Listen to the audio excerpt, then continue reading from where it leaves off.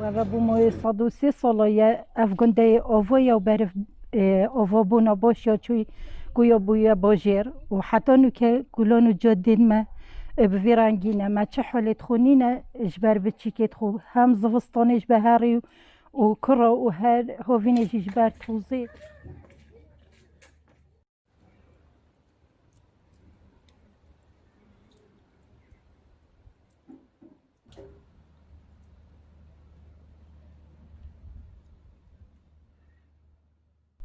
مچه حول عشنین از چونکه بروان ریکا خر آخو هرینا طلبه ده چنه دوامه فقیر و حتی گنه دوام خو حتی چوکایت کم نتریه را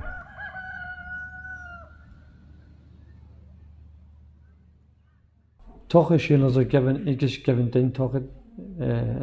شیلازه و ویدم که هاتی آوا کنیم شیوه که گند هرمه که نه منظمی هاتی آوا کردن بشتی ماستر پلان هاتی ماستر پلان بو شیلازی هاتی دانان دیف ماستر پلان اکرام سخت کنی اگرم خدمت گذاری پیشکش کنیم که شارع و بارابط سیاجی تان کونی و خانی تان کونتی دا نوکجی اگر ام بر هفین بو پیشکش نوان خدمت گذاری نوکه آماجه بکی اگر او حالی کار بین گرمه دا اون سیاجه که چطرت کفته راکن ام بر هفین و ام بر هفین قربویش بو هم بنویسین حتی امر قربوی تدون دا خدمت گذاری بو هنج بنا پیشکش